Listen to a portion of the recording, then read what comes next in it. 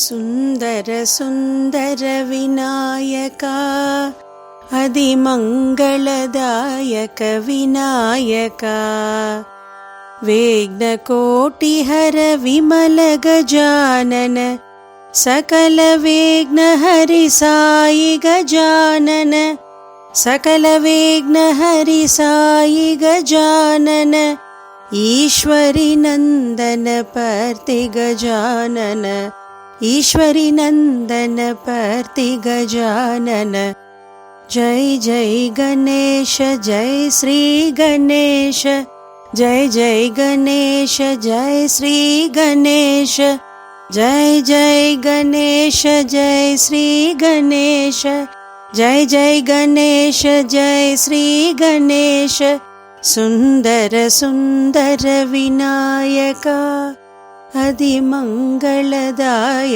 Vinayaka. Welcome to Mother Media Bhakti YouTube channel. My name is Preeta Srinivasan. Om Shri Sai Ram. Today we all are going to recite the 11th chapter of the Sai Satcharita. My faithful and lovable pranams to your divine feet. Sai Ram. In this, Hemad Ban has described about Sai as Sagun Brahma, Dr. Pandit's worship, Haji Siddiq Phalke's experiences with Sai, and control over the elements of Sai. Sai as Sagun Brahma. There are two aspects of God or Brahma. One is the unmanifested, that is Nirgun, and the manifested, which is a Sagun. The Nirgun is formless, while the Sagun is with form. Through both denote the same Brahma. Some prefer to worship the former, some the latter. As stated in the Gita, the worship of the latter is easy and preferable. As man has got a form, that is body, senses, etc., it is natural and easy for him to worship God with form. Our love and devotion do not develop unless we worship Sagun Brahma. For a certain period of time, and as we advance, it leads us to the worship, that is meditation, of Nirgun Brahma. So let us start with Sagun worship, that is image, altar, fire, light, sun, water, Brahma, or the 7 objects of worship. But Sadguru is better than all this. Let us, on this occasion, bring to our mind the form of Sai, who was non-attachment incarnate, and who was a resting place for his devotees. Our faith in his words is the asan, and our sankalpa, that is determination to accomplish the puja, is the abandonment of all our desires. Some say that Sai was a Bhagavat Bhakta, that is devotee of the Lord. Others says he was a Maha Bhagavat, that is a great devotee. But to us, he is a God incarnate. He was ever forgiving, never irritable, straight, soft, tolerant, and content beyond comparison. Though he looked embodied, that is, as having the form of God, he was really disembodied, emotionless, unattached, and internally free. The Ganges, on its way to the sea, cools and refreshes the creatures after with heat and gives life to the crops and trees, and quenches the thirst of many. Similarly, saints like Sai, while they live their own, give solace and comfort to all. Baba respected the feelings of his devotees and also allowed them to worship him as they liked. Some waved charmer, that is fans, before him. Some played on musical instruments before him. Some washed his hands and feet. Some others applied scent and chandan. Some gave betel nut with leaves, and some others offered naivedya. Though he looked like living in the Shirdi, he was present everywhere. This was realized by all his devotees. Our humble prostration to this all-pervasive Sadguru. Example, Dr. Pandit's worship. Once, Dr. Pandit, a friend of Tatya Sahib Nolkar, once came to Shirdi for Baba's darshan. After saluting Baba, he sat in the masjid for some time, and Baba asked him to go to Dadabad Kelkar. He went to Dadabad, by whom he was well received.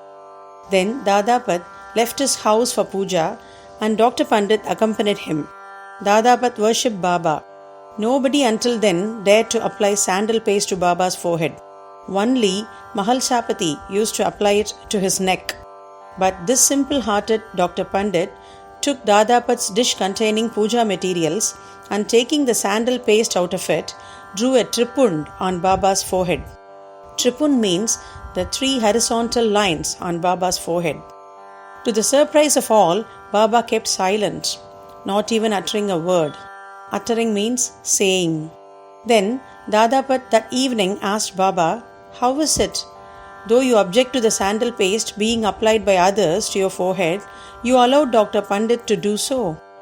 Baba replied that Dr. Pandit believed him to be the same as his Guru, Raghunath Maharaj of Dopeshwar, known as Kaka Puranik, and he applied the paste to his forehead as he was doing to his Guru. Hence he could not object it. On enquiry, Dr. Pandit told Dadapat that he took Baba as his Guru, Kaka Puranik, and realized him as the same. Hence he marked the tripund on Baba's forehead as he did on his Guru. Though Baba allowed devotees to worship him as they pleased, still sometimes he acted in the strange way. Sometimes he threw away the puja dishes and was wrath incarnate. Then who could approach him? Sometimes he scolded the devotees. At times he looked softer than wax, a statue of peace and forgiveness. Though he seemed to shake with anger as his red eyes rolled round, still he was internally an ocean of affection and motherly love. He never knew when he was ever angry with them. If it was possible that mothers could kick their children and the sea turn back the river, he too could neglect the devotees' welfare.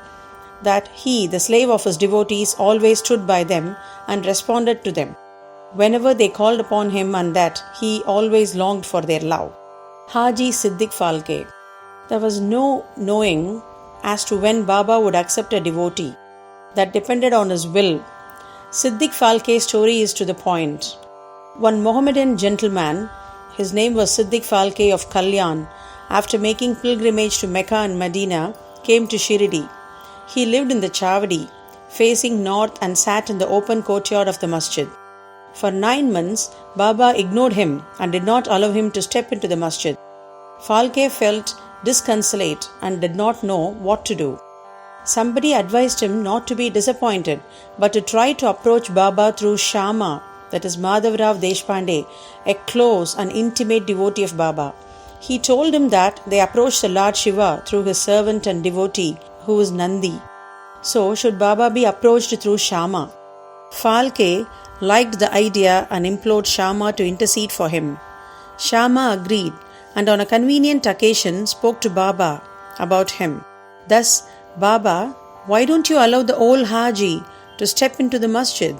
While so many persons freely come and go, after taking your darshan, why not bless him once?" Baba replied, "Shama, you are immature to understand things. If the fakir, that is Allah, does not allow, what can I do? Without his grace, who will climb into the masjid? Well, go to him and ask him whether he will come to the narrow footpath near the Bavi well." Shama went and returned with an informative answer. Again Baba said to Shama, "Ask him whether he will pay me the sum of rupees 40,000 in 4 installments. Shama went and returned with the answer that he was willing to pay even 40 lakhs. Again Baba said to Shama, "We are going to cut a goat in the masjid. So go and ask him whether he would like to have its meat haunch or testicles of the goat." Shama returned with the answer that the Haji would be happy to receive a small crumb from Baba's kolamba, that is mud pot. Hearing this, Baba got excited and with his hands threw away the earthen jars and kolamba and straightway advanced to the Haji and lifting his kafni up in arms and said, "Why do you brag and pose yourself as an old Haji? Do you read Quran like this? You are proud of your pilgrimage to Mecca, but you don't know me." Being thus scolded, the Haji was confounded. Baba then went back to the masjid, purchased a basket of mangoes and sent them to the Haji. Then again Baba went to the Haji and taking out rupees 55 from his pocket, gave them in Haji's hand. Thenceforth, Baba loved the Haji, invited him for meals, and the Haji thereafter came into the masjid whenever he liked. So Baba gave him at times some rupees, and thus the Haji was enrolled in Baba's darbar. Baba's control over the elements. We shall close this chapter after describing two incidents showing Baba's control over the elements. First one.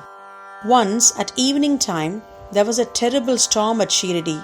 The sky was overcast with thick black clouds. Winds began to blow with great force. Clouds roared and lightning began to flash, and rains started pouring in torrents.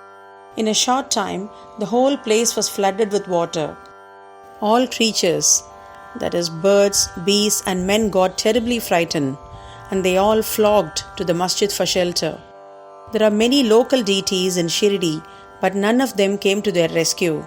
So they all prayed to Baba, their God, who was fond of their devotion, to intercede and quell the storm, to stop the storm. They all prayed Baba. Baba was much moved.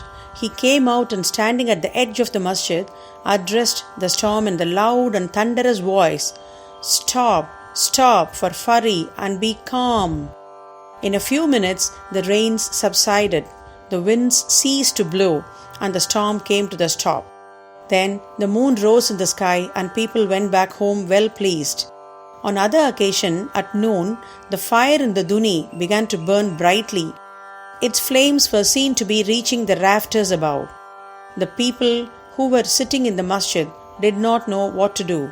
They dared not to ask Baba to pour water or do anything to quench the flames. But Baba soon came to realize what was happening. He took up his satka, that is, short stick, and dashed it against a pillar in front, saying, "Get down, be calm." At each stroke of the satka, the flames began to slow down, and in few minutes the Duni became calm and normal. This is our Sai, an incarnation of God. He will bless any man who will prostrate and surrender himself to him. He who will read the stories of this chapter daily with faith and devotion will soon be free from all calamities. Not only this, but always attached and devoted to Sai.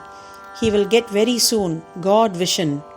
All his desires will be fulfilled, and being ultimately desireless, he will attain the Supreme. Bow to Sri Sai. Peace to be all. Sai Ram. Shirdivasaya vidmahe Sachidanandaya dhimahi Tanno Baba prachodayat. Shirdivasaya vidmahe Sachidanandaya dhimahi Tanno Baba prachodayat. Om Shri Sai Ram. Thank you all, and please keep watching our Mother Media Bhakti channel and post your comments and feedbacks.